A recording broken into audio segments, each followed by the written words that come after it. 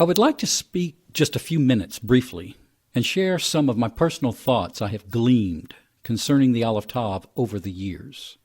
Let's consider this a form of amplification as I expound a little. When you see the Aleph Tav in a verse, it actually has several profound meanings that should come to mind, and all of them can be and should be applied. First and foremost, the first mindset you would want to apply is covenant, as in regard to the strength of the covenant, because this is actually what the two letters mean in Hebrew when joined together. The Hebrew letter Aleph is the symbol of the ox head in Paleo-Hebrew, and it has several meanings, but its predominant meaning is strength. The Tav is two sticks crossed together in equal measurements, and the Tav also has several meanings, but its predominant meaning is the covenant in regard to equality of measurements of two or more in agreement. So in looking at Genesis 1:1, it can actually be understood to say that in the beginning created Elohim by strength and covenant the heavens, and by strength and covenant the earth. To understand the significance of what I just said, we have to understand that everything that Elohim speaks into creation is created in a very real sense by covenant agreement, because it is created under the laws that govern his universe. And basically, a vow is made with everything he creates that he will honor his creation through his word. That is the essence of a covenant, because a covenant is an agreement. When you think about it, the entire law is based on covenant. Father's laws are covenant laws. They do not ever change. Creation can never escape from being under his covenant laws. It is just a fact. In a sense, it's like being born in America. Everyone born in America comes under the laws that govern the land of America from birth, and you are automatically a citizen and expected to obey the laws. Father has a covenant with everything he creates, whereby his creation is created with certain rights and obligations. Father is not above his law, and all creation is expected to honor his law, just as Father honors his law and watches over it to perform it. When the heavens and the earth were created, they were created with the same rights and responsibilities through Father's law that governs all creation. This is covenant, and this is the first meaning that comes into play when you see the Aleph Tav in a verse. It is the symbol of the strength of the covenant. Now let's look at some examples so this can begin to bring even further understanding. Psalms 130, verse 8. The true meaning can be amplified as, and he will redeem by covenant, or by strength of covenant, Israel from all their iniquities. David is proclaiming that Father will redeem covenant Israel. And that is exactly what Yeshua said in Exodus 2, verse 24.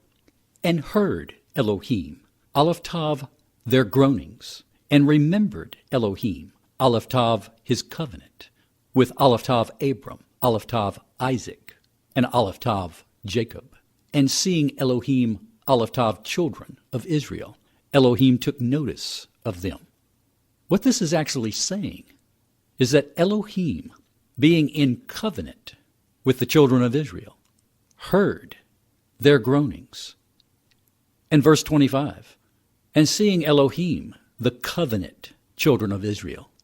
Now we know this holds true because it was the mark of the covenant promise of the Lamb's Aleph Tav blood that was placed over the doorpost, which Father acted upon and redeemed the Israelites from slavery. In Exodus 12:13, and when I see the covenant blood, I will pass over you.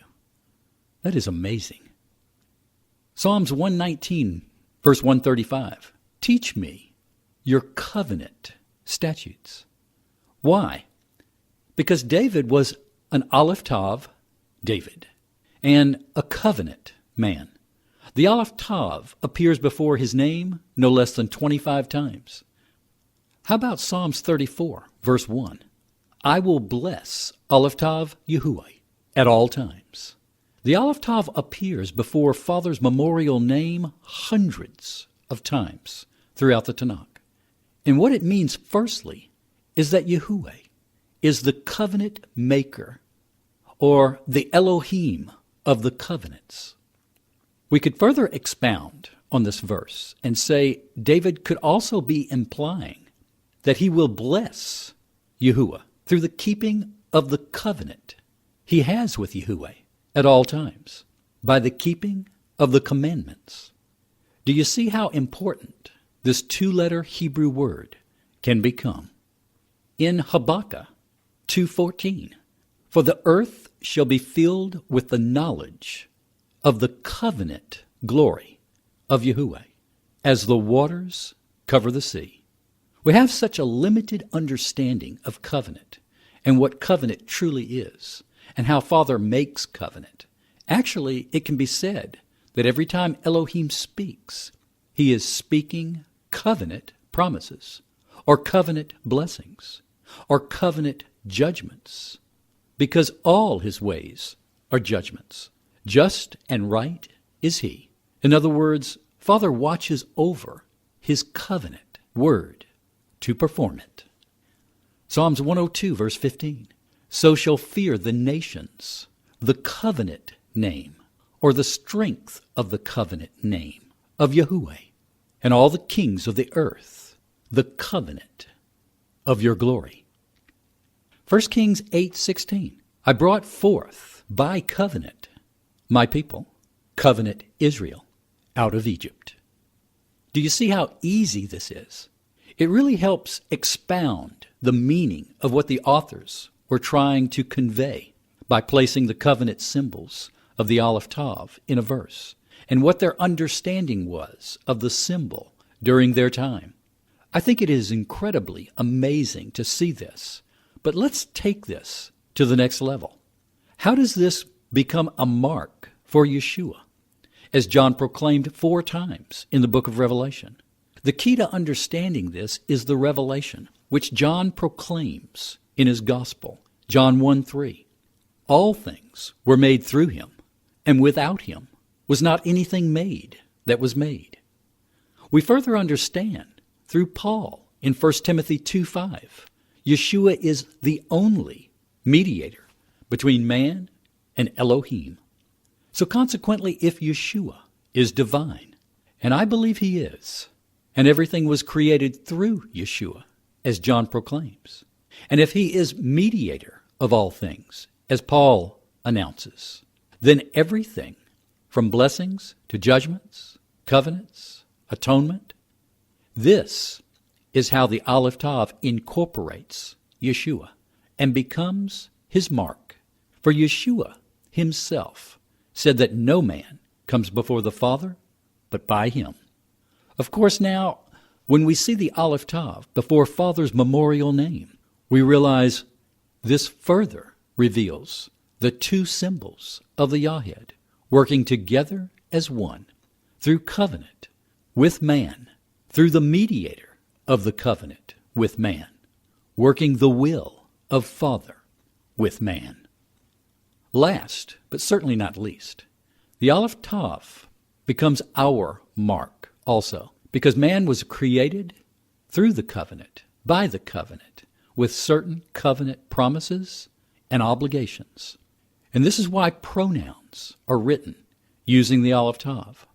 Understanding the amplification of the Aleph Tav in the Scriptures truly enhances our ability to realize just how significant the Aleph Tav was to Moses and the prophets, and also down through history, Jewish rabbis, as well as the apostles and the early believers. When you see the Aleph Tav, all these meanings come into play. This was a living and sacred language they used to speak blessings and praises. And when written by Moses, the placement of the Aleph Tav created emphasis in regard to the tie that binds man with Elohim.